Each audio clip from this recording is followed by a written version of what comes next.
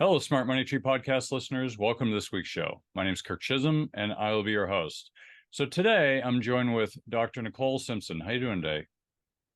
I'm wonderful. Thank you so much, Kirk, for having me. It's exciting to be here. You really do engage your audience, and so I'm privileged to have this conversation with you. Great. Well, thanks. Thanks for joining us. So, Nicole, tell us a little bit about your background, how you got started in this industry. That's a very interesting story. I've been in the industry for over 30 years, and that's a long time. But I started off a long time ago because I actually blew a 4-year scholarship to high school. I'm a teenage mother, and the securities industry was an area in which I thought I was going on a job interview, and it turned out to be a school for securities and investing. I decided to put my hat in the ring. I went through the school and I started my first job in 1991 at probation. I've been going strong thereafter. Over the years, I've acquired some level of skill set, received my securities license, Series 7, 63, 65, went into comprehensive planning, got my life insurance designation as well, and landed in a place that was really important to me, and that was comprehensive financial planning. In 2000, I got my CFP designation, and I've been doing comprehensive planning ever since. Nice. So, what do you like most about it? What about comprehensive planning really uh, gets you going? So at first, I was dealing with just investment advice, but I am a World Trade Center survivor. I worked on the 73rd floor of two World Trade Center, and my life was altered drastically. At that time, I was 30 years young, a mother with two children, and I began to think about this national tragedy. What would have happened if my circumstances didn't pan out the way that it did? There were other individuals that did not make it on September 11th.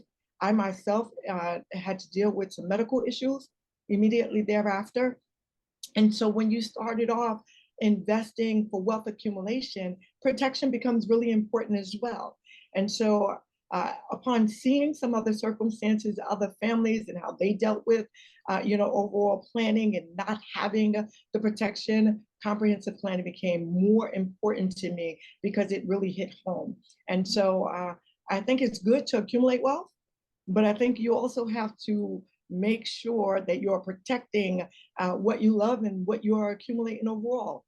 And you can't do that not looking at a holistic aspect of where it is that you're standing, all facets of family dynamics. And so it helps me to broaden out the discussion when we talk about money.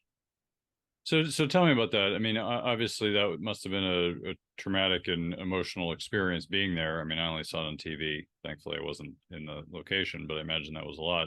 So how do you kind of overlay that into your planning strategy? Like how do you use that as a way to kind of help others with their overall strategy? I really talk about my life narrative. Again, just identifying where I was at the time. At that point, I had been in the industry for 10 years. So I was doing all of the right things, using a financial advisor's medicine, incrementally saving systematically. But then when this barrier was presented before me, I could not work as a financial advisor. So I had lost my income. It's nothing worse than going from making over $100,000 to less than $20,000 a year. And at that period of time, I had a mortgage with, again, small children. And so everything that I had saved and acquired and accumulated up until that period of time, I saw it rapidly depleting. I also, even though I was a financial advisor, I wasn't as informed about protection as I should have been, at that time. And so I saw through my own life narrative how important it is because my income was lost, even though I had assets. What do? You utilize your assets when your income is no longer there. So then your assets are quickly depleted. I was dealing with healthcare issues and challenges, going back and forth to the doctors because prior to 9/11, I didn't have pulmonary issues. And so just that was taxing alone. And so what I began to deal with is how do people recover from this? How do people recover from tragedy or trauma in their own lives? How do you begin to pick up the pieces again when you were on a great plan and then all of a sudden a monkey wrench, so to speak, was thrown into your plan and what you started, you could not continue? And so I had to do it for my own self. And that hard work of, exercising discipline, revisiting a budget, it became something that I could correlate or really communicate with other individuals that may have suffered.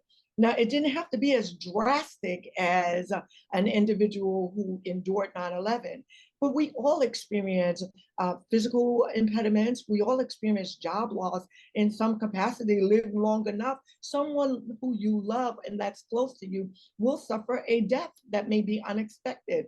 And so, how do you continue with life planning when those things happen? What transpires? How do you engage with something? Because the truth of the matter is, we deal with that initial trauma as it presents itself. But the second question that comes almost immediately afterwards is, how can I handle this financially? I mean, think about it, Kirk, for a moment. If we look at our family dynamics and someone is diagnosed with cancer, the entire family rallies around the person with cancer, but that's missed work hours, that's someone being home, that's meals that need to be taken care of, children that need to be accounted for, while we're dealing with what, the actual physical impediment. And so those things have a financial cost attached to it. And so that's how I use my own 9/11 story. It made me, as a financial advisor, as a planner, it made me be capable of relating to individuals more effectively, because I could understand, what it is that they were going through. Yeah, no, it's interesting because we never think about the low probability outcomes, right? I mean, stuff like that is low probability, right? Like in your life, most people will not experience things like that. They'll have some tragedies, but I think we don't think it's going to happen to us until it does. So how do people plan for things like that? Because I mean, frankly, no one was prepared for a terrorist event. Like it Right. just, even insurance didn't even list it as an option. Like it just wasn't a thing, right? Now it is, but back then it was just different. So how do people think? How should people think about risk mitigation for themselves and their families in from a planning perspective, and how should they be thinking about it strategically? So let's deal with low probability first. Right, 9/11 was a low probability, but trauma and tragedy is probably more prevalent than one would think, because sickness is prevalent in our community. When we look at the weather patterns today, one tornado or a flood can really devastate a family, economically speaking. And so we are all in the belief that it can't happen to me until it does happen to me. But those things are probably more normal, especially in the last 15 to 20 years when you look at weather patterns. And so it must be, a consideration that risk mitigation be included in the dynamics for people who want to be financially free. So you have to ask yourself the question, well, what if the unknown variable were to happen in my life? What if I was diagnosed with an illness? If I have small children, how do I manage and maintain? So I think the basics of comprehensive planning, the steps that a financial planner would take you through, are all critical. The application of it protects you from those unknown variables. So if you have the loss of a job, if you saved 3 to 6 months worth of emergency cash, as we would say as a planner, then you have a greater opportunity to extend the time of looking for reemployment, as opposed to, finding yourself financially devastated immediately. So those strategies work, but when you look at it from that lens, you're giving a greater level of consideration to the things that are really more probable than we would like to admit. Yeah, no, I agree. So what are some like strategies that people should be thinking about, just high level? Because I agree, the tragedy is probably more common than we would think, but what kind of things should people be looking for? What should they be using as strategies? What are your thoughts? Well, the first thing that I always tell someone is that they should, if you're not well versed in the area of finance, They should do things like listen to your show, become better educated, more informed, speak to someone that has more experience. When we look for someone to work on our cars, we don't try to do it ourselves. There are just certain areas of expertise where people have greater, knowledge than others.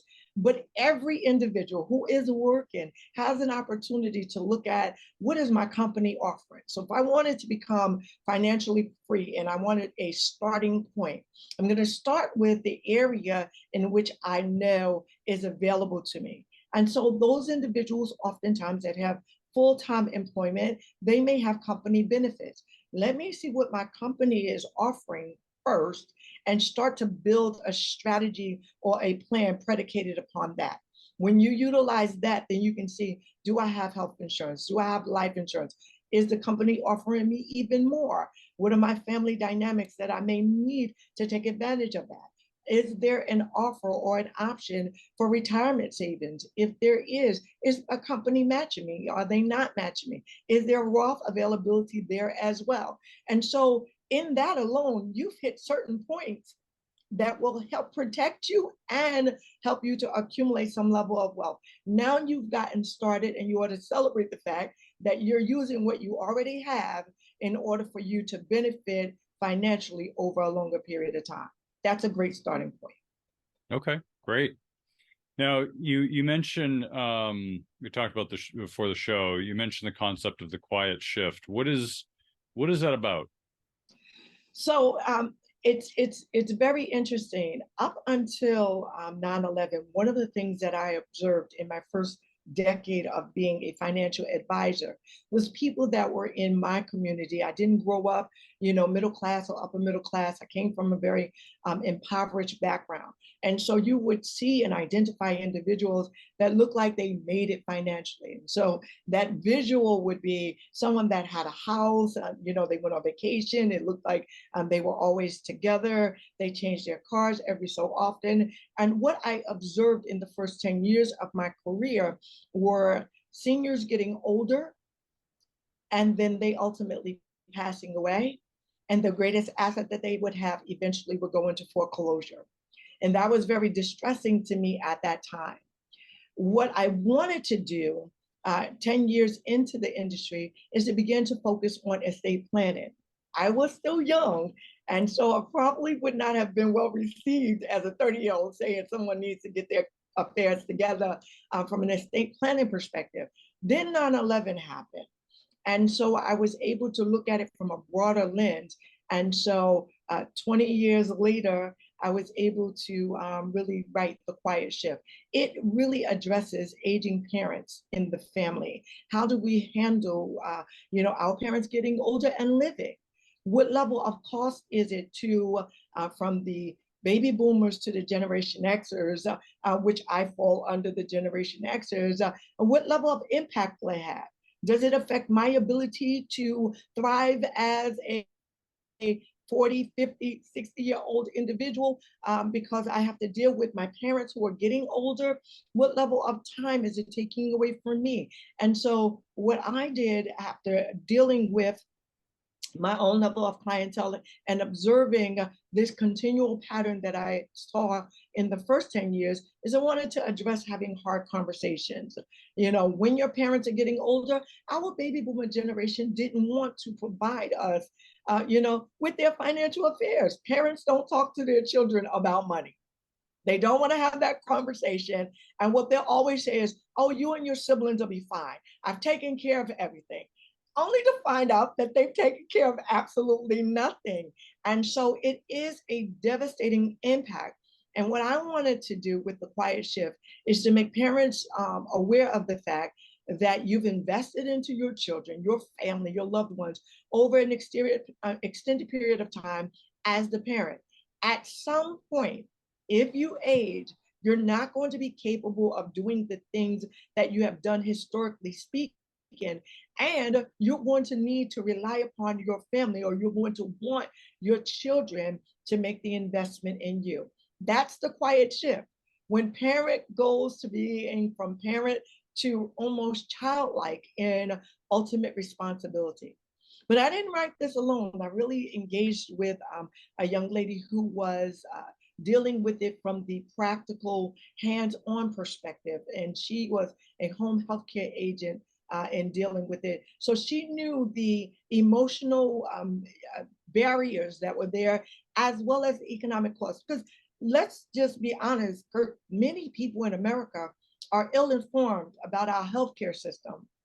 And so if you've done what financial advisors would tell you to do, we tell you save, accumulate wealth, get a house, you may have a small 401k, mid-sized 401k, after-tax resources, you may have a house, you're not getting Medicaid or Medicare. But there's no knowledge about, how that affects you. But if you get sick or older and you cannot perform 2 out of 6 activities of daily living, you need help. And so I address all of that in the quiet shift. Okay, awesome. So, yeah, I mean, dealing with parents when nobody talked about money, as you said, I like the way you phrased it as, oh, you and your siblings will be fine. That was like the thing. That's what everybody said, but in reality, it just meant they didn't want to talk about it. So how do you address that? Because the baby boomers, they're still in power. They're still around. They're still influencing culture in many ways. So how can people kind of get over that hurdle when you have parents that just don't want to talk about it? Well, I've given 2 suggestions to individuals. And I think we have to seize the moment when it occurs. The first suggestion is that Generation Xers are, I hate to say this, but I want to say it, probably more financially savvy. In terms of preparation, we have a greater level of consciousness of, money management and things of that nature. And so if we're doing these things right, we're in a position of planning for our own futures overall. And so it's a great opportunity that as Generation Xers are planning financially, dealing with estate planning, dealing with, wealth accumulation, opening up the line of discussion with their parents. Hey, mom, hey, dad, I'm, sitting with my advisor, or I'm sitting with my attorney to, create my own, will at this juncture. Let's talk about yours. And so a direct approach is very often important. The second open line of communication opportunity is when you know someone that has passed away or someone that has become critically ill, having the conversation. Well, mom or dad, how would you like to be treated? If their issue of independence becomes problematic, what would you like for us to do? Have you put this in writing? Where are your important papers? And that really can spark a conversation. It can also spark backlash. And so I want individuals to understand, especially if the parents have multiple children, if you've never talked about money before, examples, life narratives. We can use public people who have passed away and you see their kids fighting publicly. What do you think about this? Let's talk about that. We need to look at all open doors of opportunity to make it more personal between us and our parents. And yes, while baby boomers have greater level of influence, and they still are the carriers of the greatest amount of wealth, there is a transference of wealth that is going to happen from baby boomers to the Generation X community over the next 15, 20, 30 years. And so if you want to preserve it and build upon it or have your legacy last, then you want to make sure that you're having these important conversations. Great. Well, I appreciate that. Thanks for sharing that with us. All right. So if we're looking at the kind of generational shifts that are going on, and certainly, parents, kids, they have to deal with those generational shifts. What other kind of topics come up that people should be thinking about when it comes to the planning around family and generational wealth and legacy? So the first thing is the generational shifting, the wealth transference from one to another. No one wants to pay estate taxes. So that's an open, common conversation that individuals can have. Grandparents are ideally desirous to make sure their grandbabies don't suffer financially. They may be more concerned about their grandchildren versus their own children, making sure that they're okay. And so other opportunities that come out of it is just kind of giving grandparents a chance to invest into the next generation.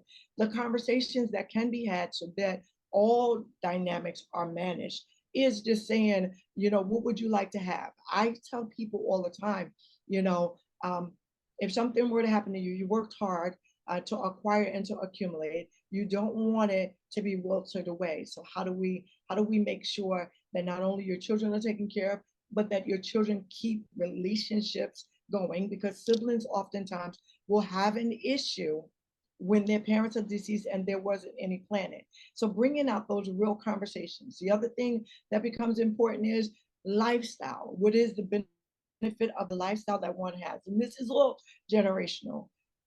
Our parents, as baby boomers, did all that they could to invest into us so that we are more college educated. We have picked careers that will allow us to be successful. I'm sure the grandparents desire that for the grandchildren as well. And so education is a great equalizer. Those are areas in which legacy can be preserved, even if it can't be done financially speaking, providing your children and your grandchildren and your great grandchildren with the legacy of an appropriate education, especially when we have the United States where the educational, or college education is almost unaffordable. Being able to take grandparents and have them invest in grandchildren is another way of protecting that legacy. So one other question that kind of comes up is we're in this paradigm shift that that's going on in the markets, and I think we've all got accustomed to certain assumptions. Low inflation, low interest rates, and now we're in a different environment. I mean, when it comes to planning, those are big variables that are now changing. So how should people be looking at this new paradigm in comparison to what they were doing before? I think it's very, very important that when people begin to focus on planning, that they have an immediate, an intermediate, and a long-term approach, so that you are able to handle whatever the market may throw your way from year to year. Circumstances are going to shift.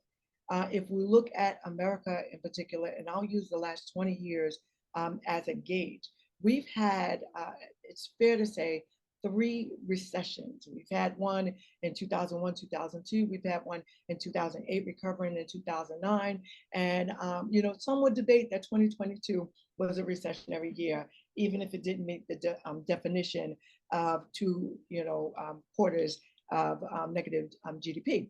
So when you look at it from a long-term approach, if you're planning for the long term, then tweaking your life agenda and plan becomes something that you're dealing with, because you're observing from year to year, am I keeping with the goals that I've set for myself?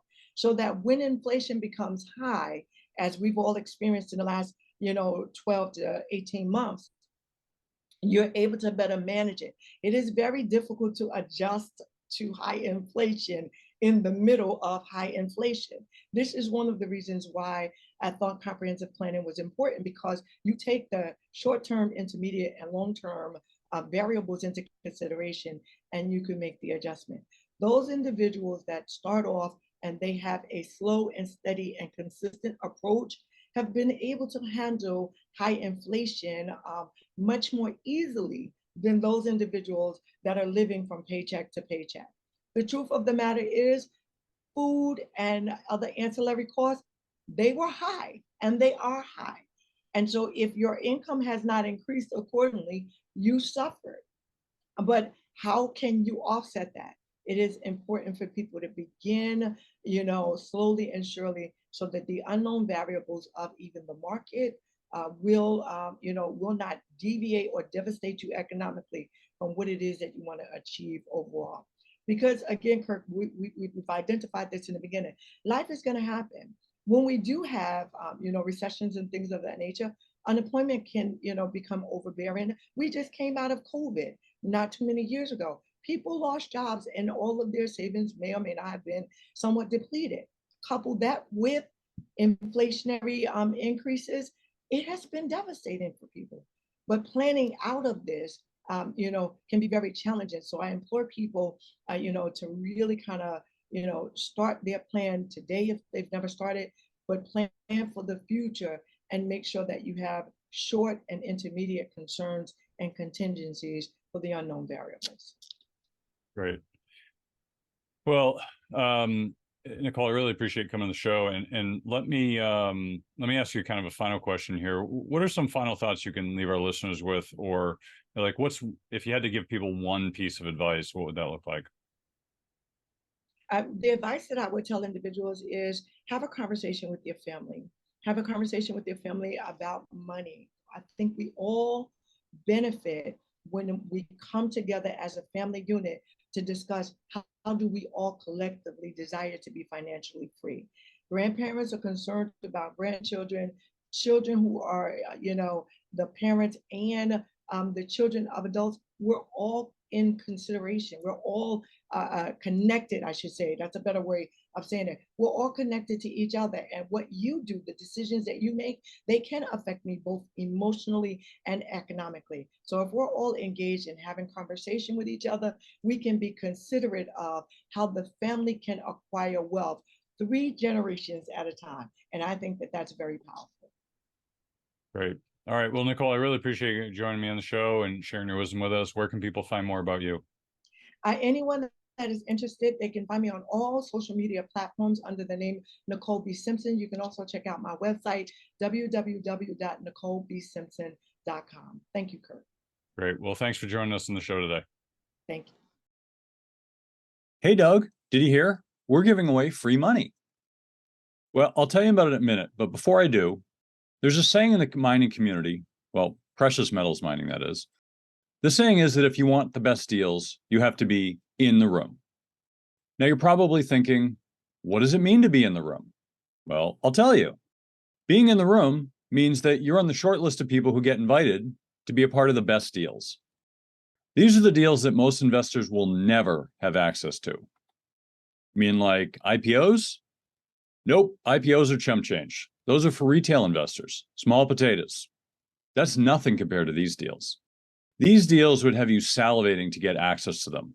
Once you know they exist, you will never look at investing the same way again. I almost don't want to even tell you that they exist because it will ruin your thinking of how the investing world really works. Now, you might be excited that these deals exist, but you only have access to the deals if you're an insider, or in the room as they call it. Now, as loyal listeners to the show, I'm going to give you a chance to be in the room. Money Tree Investing Podcast has created the Insiders Club. This is a community of our show's members who are loyal listeners of the show and want to get more out of their investing experience. Being a part of the Insiders Club gives you insider status for upcoming events and webinars, discounts, free stuff and books, and influence on the future direction of the show. This is a great opportunity to join us as we expand our content and services. Oh, and did I mention free money? Yes, in the next few weeks, I'll be giving away free money to our members of the Insiders Club as my appreciation for listening to the show. Now, there's no cost to join the Insiders Club. Just go to moneytreepodcast.com/free money today to join the community. That's www.moneytreepodcast.com/free money. I hope to see you in the room.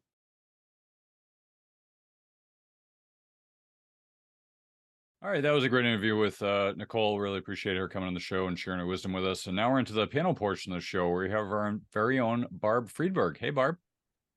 Hey, Kirk. Hey, Doug. Good to see you guys.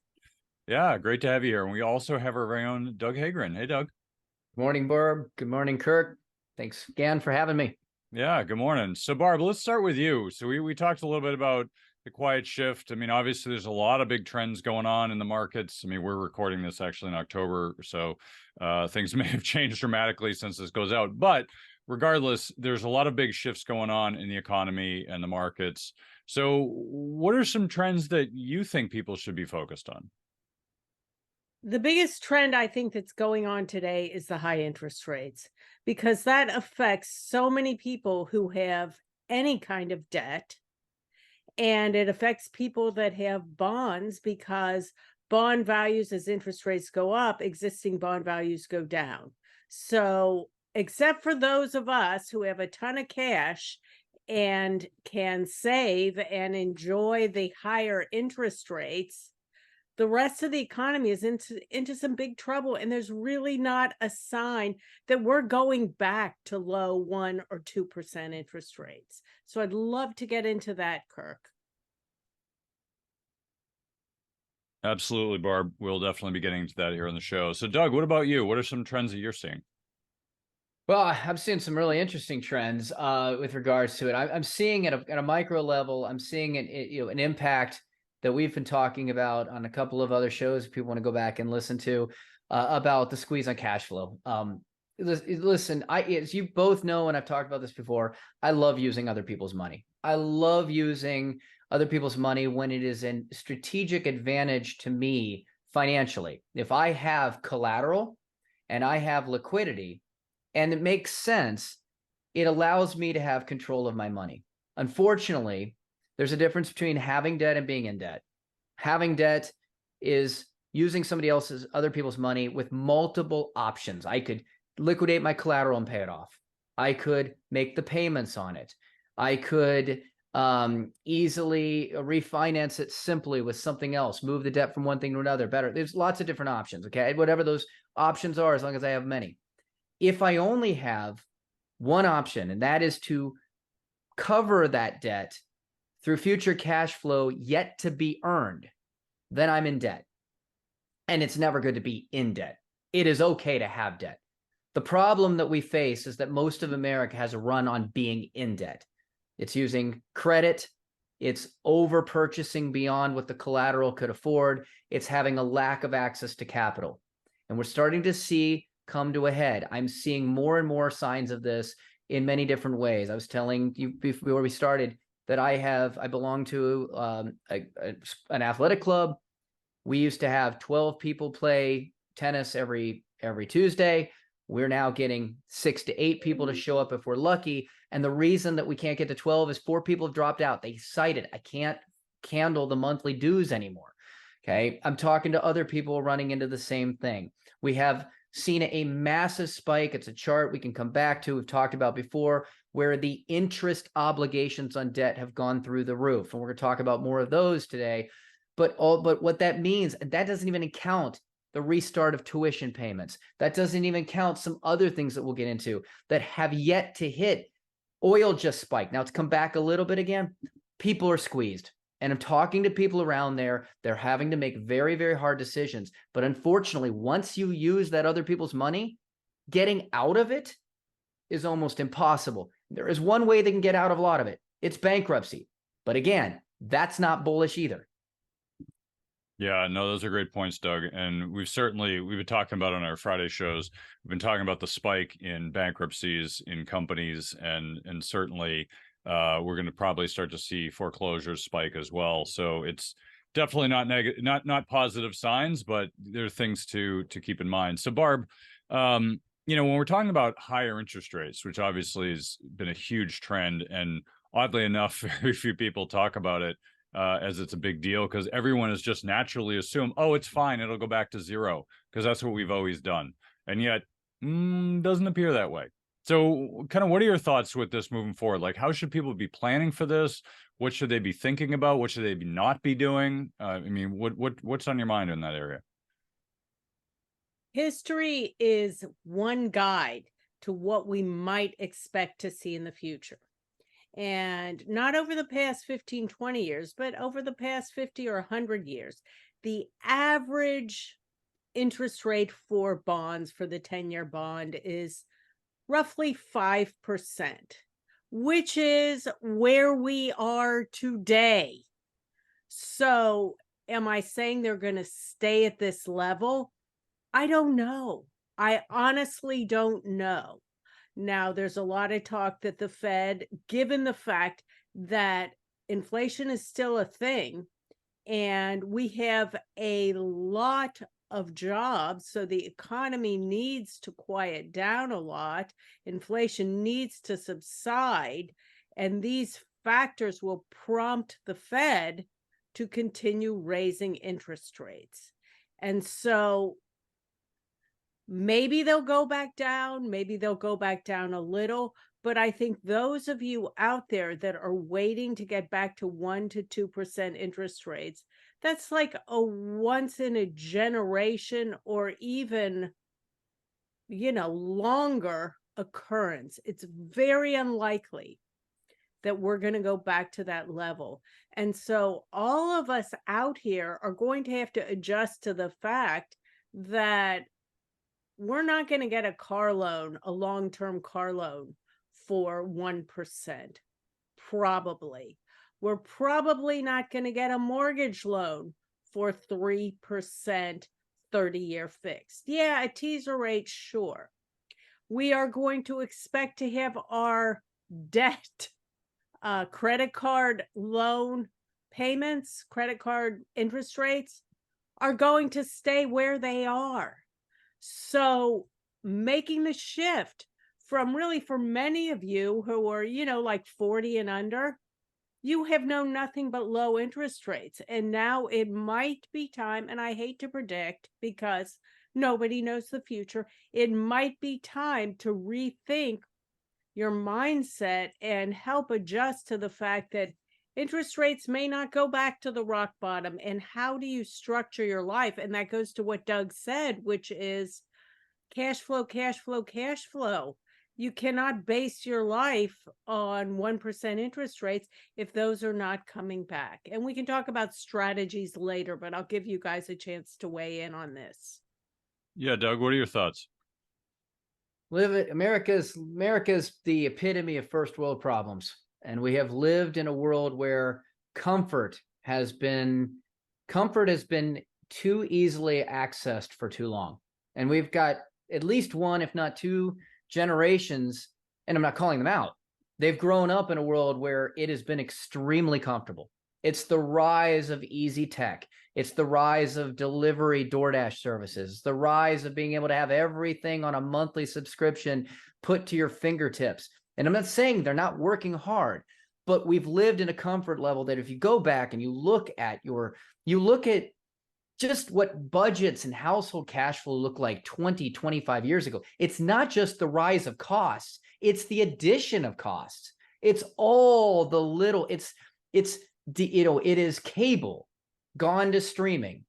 And now instead of one company that everybody loved to hate, where you're paying $60 to $100 plus a month, now you're paying $100 to $150 to $200 a month because you've got your Wi-Fi and you've got your 5 subscriptions that you play, that they have figured out how to monetize at an even greater level. For the lifestyle that you're accustomed to living. And unfortunately, that's something that I'm not calling out any particular demographic. I'm not calling out any particular age group. I'm not calling out any particular person.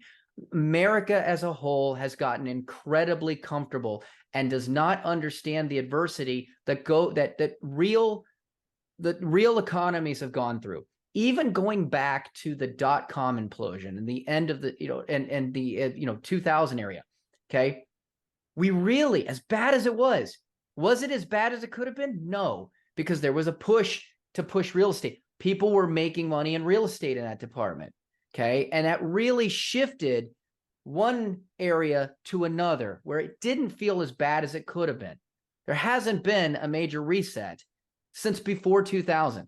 Now you get to 2006, 2007, 2008. Okay.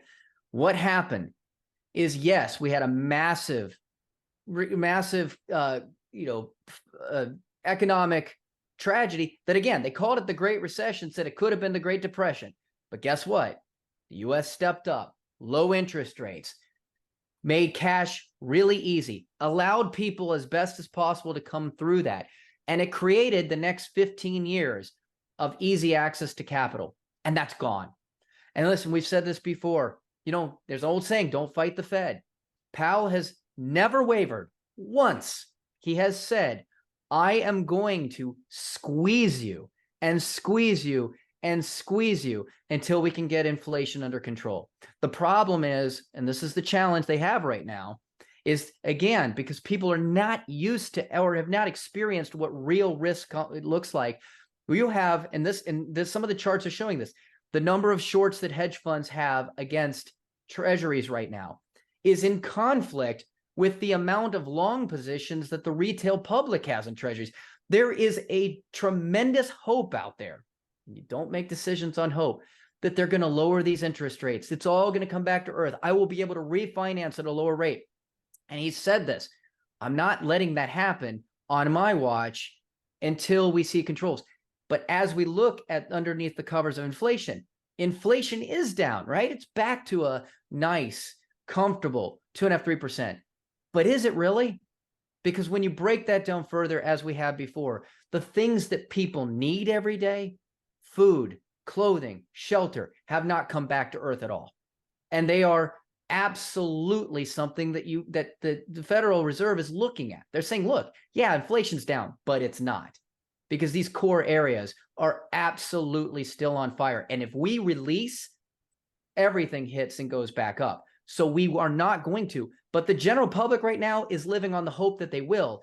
And again, that's because they've seen that hope come to prevail time and time again. And for many, it's always come to prevail. In their entire lifetime, it has always come to prevail.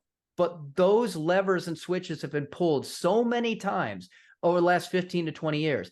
There aren't that many levers and switches to pull again. People say, well, they're just going to come and inject QE. They're going to buy these back and then inject QE. Yeah, maybe there's a conspiracy out there where Powell has said, I'm going to raise the rates to 8% so that I now have the power to lower them back down and make everybody feel good. But, and granted, it would help the government because now they got to pay on these higher interest rates. But at the same time, all that's going to do is then force an exacerbation of more inflation, because there's already trillions and trillions of new debt that's been added. And it is now exponentially hyperinflating on that debt, which we've also talked about. Federal government comes up with that. They can do what they want.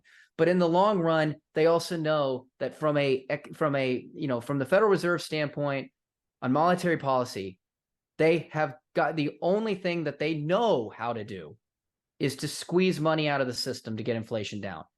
And they've never wavered on that message. And it's going to hurt. So Doug is too nice. He doesn't want to call people out. I'm calling people out. John, it's all your fault, John. Yeah, I hear you listening. It's you. It's all your fault. No, I'm just kidding. It's not your fault, John. No, in reality, it's a lot of people's faults. You could blame Gen Y, Gen Z, whatever the next generation is. It's not their fault either. If you had to blame somebody, it's the baby boomers. It's the baby boomers without question. They run it all. Who are in charge, who have basically built up the debt. And the baby boomers listen to this. It's not your fault either. It's the generational thing. So I want to kind of get into that, and then we're going to move on. But Ben, Alan, Janet, Susie, all of you, like, you're not Susie. Sorry, that was a joke. It's not you, Susie. But all the Federal Reserve chairs are to blame here. The baby boomers are to blame here, and it's not specifically their fault, but generationally, it's what's happened, right? So I grew up, my dad always used to tell me, save for a rainy day. Now, he grew up in the Great Depression, so he knew what it was like when it was raining. He didn't have food. So his mother basically gave him her food so he could eat, and she didn't get to eat. He used to eat apples off the neighbor's property because they didn't have enough food sometimes. Like, those are tough times, right? And this is a very different time period where we have a lot of abundance and people throw away their TVs after a year because they want to get a new model. And we're just in a different consumer environment. I think the challenge is we're, no one is saving for a rainy day. The average balance in bank accounts is less than $1,000. And if we hit tough times, a lot of people are going to be hurting. And we're starting to see that. We're starting to see people get squeezed. We're starting to see them get squeezed harder as everyone assumes that rates are just going to go back down. And they're not. We've been talking about this in the show for months. Rates are not going down anytime soon. The only way it's going down is if we have a crash. Then they might go down. But even then, it's still a question, because they're going to inject a lot of liquidity in the system, lower rates, and all of a sudden we're going to have a hyperinflationary problem. And the Fed's well aware of this. So they're actually painted themselves into a corner where if we go into a crash mode, it's a big problem. Global debt squeeze, huge problem. So who knows what's going to happen? But I would imagine it has something to do with printing money, lowering rates, and liquidity, which presents other problems. And we've been talking about this in the show for a while, but I guess the point we're trying to convey here to all listeners is be prepared, right? This is a time where you can be prepared. The crash hasn't happened. The global debt challenge, we'll call it a challenge because we don't know what it's going to look like, has not effectively happened. The squeeze is happening, the big squeeze is happening, but not necessarily the big event, which at some point has to happen. So Barb, I guess let's get into what the takeaways are here, right? We can scare the pants off people, but that's not really what we want to do. So how can people prepare? What can they do? What are some tactics they can start using in their own lives to prepare for this inevitable challenging period?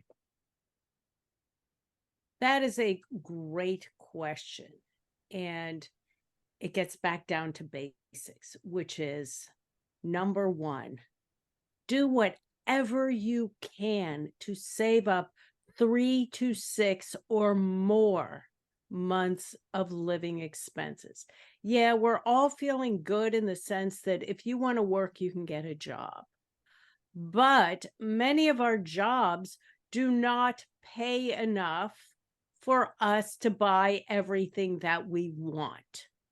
And so you need to figure out how you are going to get along as inflation continues to tick upward, as new expenses come up, as our investments possibly go down. So you've got to have an emergency fund. Number two, you need to participate in regular saving to a retirement account, whether it be a 401k, a 403b, an IRA, a Roth IRA, because there's going to come a point where you are not going to be able to work and you don't want to rely on Social Security. So I think these are two things you can do. And I will say the easiest way to do these are to automate, to automatically have a portion of your paycheck directed into your savings account, your high yield savings account, because savers can now get 4 to 5% interest. And anyone who is not getting that on their savings needs to find a savings account where you're getting that. And you need a portion of your paycheck directed into your investment account. And then one final thing, structure your investments in a way that you feel comfortable and that is saving you on expenses. And that means that you want to have some stock funds, which typically have greater growth potential, but also can fall a lot. And you want some bond funds. And none of these look good now, okay? I'm just telling you, when you invest in financial markets, the price you pay for the potential greater returns is lost during certain periods of time. But if you have more than 10 years till retirement, the likelihood is these investments are going to deliver higher returns. So I could go on for another hour, but I'm going to save you from that. So those are some things to get started. All right. Thanks, Barb. Doug, what about you? What are some takeaways people can have here as they think about preparing themselves for this inevitable shift in the economy? Well, and none of this is going to be easy. It's going to take work. It's going to take a little bit of pain to be able to get yourself prepared. As I said, everybody, like Kirk said, it's not any particular generation, yet it's all generations, right? Everybody's going to have to get a little bit uncomfortable in order to prepare themselves, unless you've already got way more than you need. Okay. And we all know that that's a very small percentage of people out there that have way more than they need. Most people in this country live off cash flow. Okay. And they might have high cash flow, but high cash flow is not having assets. It doesn't mean, you have to work to have that. And here's the big secret. The worst kept secret, when the economy goes south, cash flows stop because job losses start. And some of the highest job losses occur in areas where there's the highest incomes, right? They start to go through and middle management and the kind of, upper middle management and things like that. So you might be making $300,000-$400,000 right now. But if you're waiting till your next payment to get that covered, then what if it went away tomorrow? Okay, you have to be prepared for that. Like Barb said, you need more cash. You need to build that up. But the problem is that people don't want to do it. People don't want to do the hard work anymore. I mean, and we've had a lot of people who've left jobs, but a lot of people who've changed jobs. We have a lot of people going into gig jobs. We've got a lot of people that are trying to make their money in a number of different ways through, online, access. But again, that's only going to get paid. Just a reality to you is that's only going to get paid through advertising. And guess what also goes down in a down economy? Because advertising is a cost item for businesses. So every single time we go through a recession or a down economy, advertising revenue drops significantly. And that's one of the reasons tech gets beat up, because tech still lives a lot of advertising revenue. Every time you get on your social media, every time you go, whether you're watching it or producing it, YouTube is pushing those ads. And those ads have got to be presented and paid for by companies who want to get in front of you. But if they start to squeeze their bottom line, they will pull back. And companies like YouTube are constantly going and pulling back. So again, no matter where you are in the economy, income can be affected. So the first thing you need to look at is fight greed. Fight the greed in the material goods that you need. Fight the greed that you have in stock market returns, and start to understand that sometimes the best return you can get is by not losing. And there is more to be gained by avoiding losses than picking winners. So if you are if you don't have investments that right now are being managed to focus more on preventing losses than picking winners, and all you're looking at is how much can you make, your philosophy at some point is going to backfire and it's going to be painful. Just look around, and all of you know this. Back in 2007, 2008, if you had parents, you know this. How many people were affected by the stock market crash during that time and struggled to recover? Maybe they had to delay their retirement. Maybe they still haven't gone back. Just 2 years ago, in 2020, 3 years ago, in 2020, 2021, I think when the market started to crash, 2022, already had people saying, well, I'm not going to be able to retire. Why? But with just a little bit of volatility in 2022, you're still higher than 2019. That's how precarious many people are. Cash is king. Cash is king. Cash equivalents are king. Diversify. Make sure that your financial bag of clubs has the right clubs. Throw in the gap wedge. Throw in the sand wedge. What do I mean by that? It's not just variable investments. It's not just bonds. It's not just buy the S&P 500, like so many people tell you, most of which have never lived through a crisis. How many people are telling you the great, wondrous financial advice who are 30 years old and have actually never lived through anything? They talk about the average return. I could run numbers for you right now that average and actual, very different. The average return could be 20%. The actual return could be 3%. Depends on sequence of returns. Maybe if you're throwing all your money in your 401k, you do want to diversify putting your money somewhere else right now. Because why? It is very hard to get money out of a 401k. If you are employed by an employer, you have no access under the age of 59 and a half unless there are some very, very, very, very specific reasons to get your money under 59 and a half. If you're employed, the IRS effectively says, sorry, the money that you're putting into this plan, you cannot access unless it's hardship. A couple other rules I'm not going to get into the technicals on if you're planning on retiring early. And at the end of the day, taking a loan, which the most you can get is 50% of the 401k or $50,000, whichever is more. And most of the time when you take that loan, your money is then put into a non-earning collateral account until the whole thing's paid off. And employers are getting rid of loans. It's not a guaranteed access to capital. So your 401k is great for your future. But if you don't have the liquidity right now, you could be locking that capital into an impossible situation if you need it, which is why cash reserves are so critical. And alternative types of holdings are so critical. Safe tank, risk tank, have both. But now the last piece, go through and get a little uncomfortable. You're going to have to eliminate some cost. You're going to have to look at where money's going. You're going to have to maybe say no now and then to a world that is consistently, through your kids, through the media, through everywhere, consistently asking you to say yes. And you want to say yes because you want to make everybody happy. That's comfortable. In order to grow and to survive this, you're going to have to get uncomfortable. And it needs to start today, because if some of these things start to exacerbate, you will come to a situation where you will run out of options and you won't be able to fix it. So fix it now, because there's the thing. None of us know what's going to happen. Lots of predictions. These things could cause a recession next week. These things could cause a massive recession in 3 years, right? Hopefully you've got those 3 years to prepare, but we don't know. So start preparing now.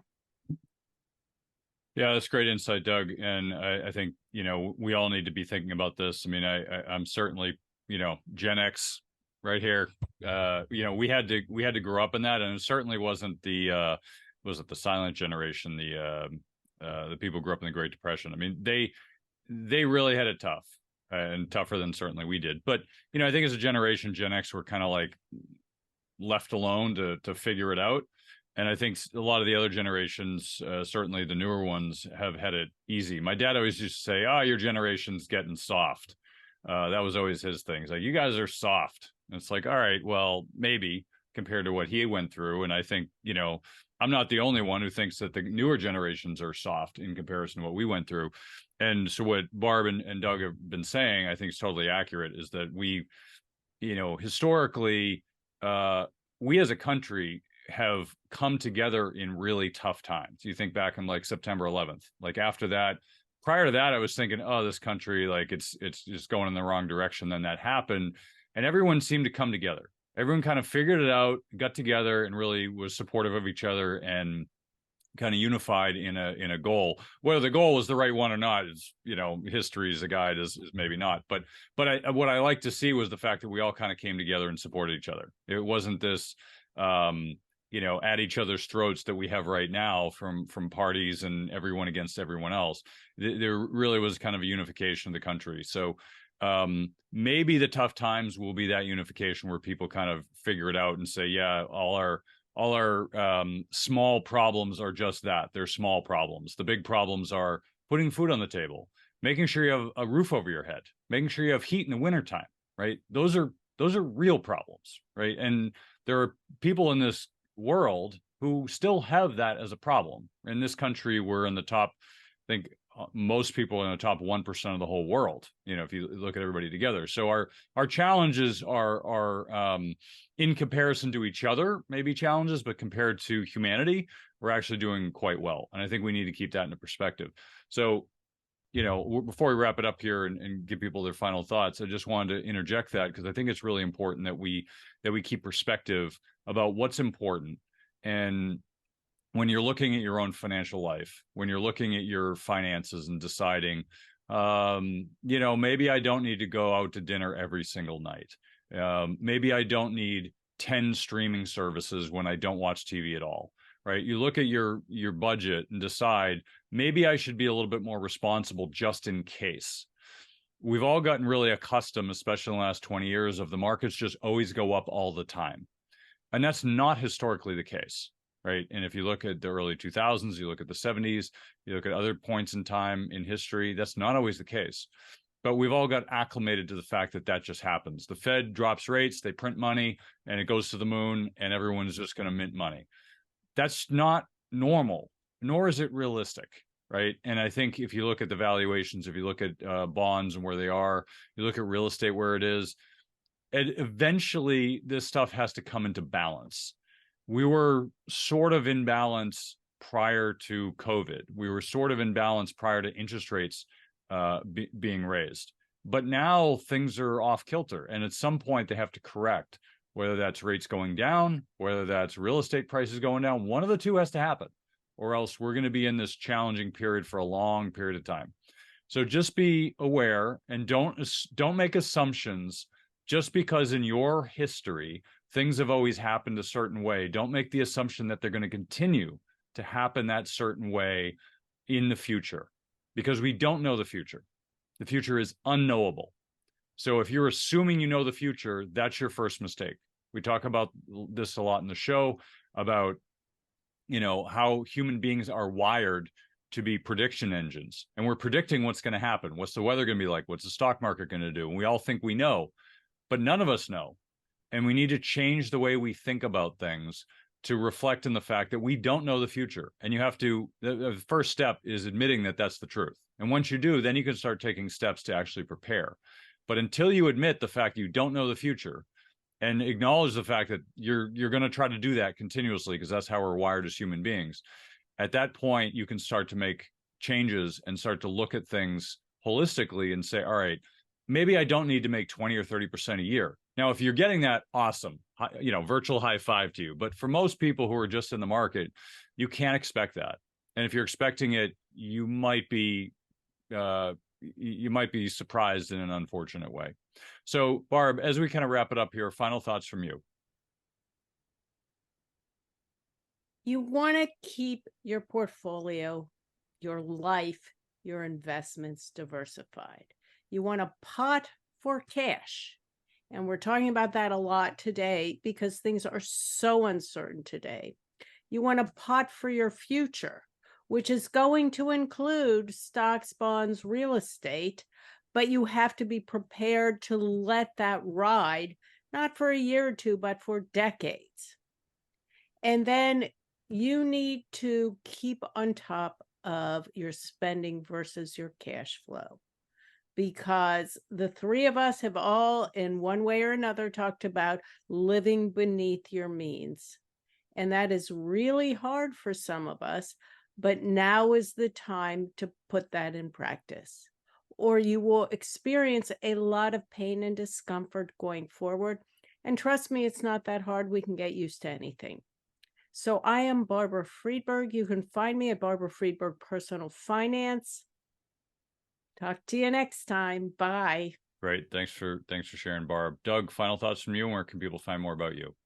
Yeah, I really liked what you said, Kirk, about maybe us all pulling together. I think we saw a snippet of that in 9/11, right? When all of a sudden New York finally came together, and a lot of people have forgotten what that was like, and the world has gotten more more cantankerous and and argumentative than it's ever gotten. But again, it's easy to have a lot of arguments and complaints about superficial things when you're not really feeling any real threats. And right now, we're not feeling really a lot of real threats to us. When and if this starts to hit, people are going to start feeling more threats. And this is the other thing. Like, if you have debt out there, you're not going to notice debt, right? A lot of people's like, I'm fine, until you aren't fine. We don't tend to react until the threat is very real. And at that point in time, we tend to refocus our priorities. So it's not going to be easy, but like I said, start getting uncomfortable now, start focusing on those sooner than later, so that you don't have to take the discipline now, so you don't have to try to scramble later. If you want to find out more information on me, you can learn a little bit more, again, about one of the biggest threats that you have, especially Gen Xers out there, paying for college. It's a major threat. Ask yourself right now how you can come up with $100,000 to $200,000 like that. But there is a plan for that. And if you do it right, you could also potentially get a full refund for college. There's some ways we can talk about getting that done. And I'm not just talking about the scholarships and discounts you get directly from the school, although it's part of it. So learn more at procollegeplanners.com. Great. Thanks for coming on, Barb. Thanks for coming on, Doug. Really appreciate you sharing your wisdoms with us today. That's the show for this week. Thank you again for joining us on Money Tree Investing Podcast. My name's Kirk Chisholm, Wealth Manager of Innovative Advisor Group. We don't just manage your wealth, we make your life better. You can find more about me at innovativewealth.com. And of course, you can find me every week here on this show. You can also check out our show at Money Tree Investing Podcast. On our website, you'll have access to the show notes, resources, and the archive shows. Please remember to subscribe on our YouTube channel for immediate access to the new shows when they're released. When you subscribe to the show, it allows us to get access to some of the top minds of investing in personal finance. While you're here, please leave a comment and question if you want us to address it on the show. Have a great week ahead, and remember, No one will care about your money like you do. So invest in your life.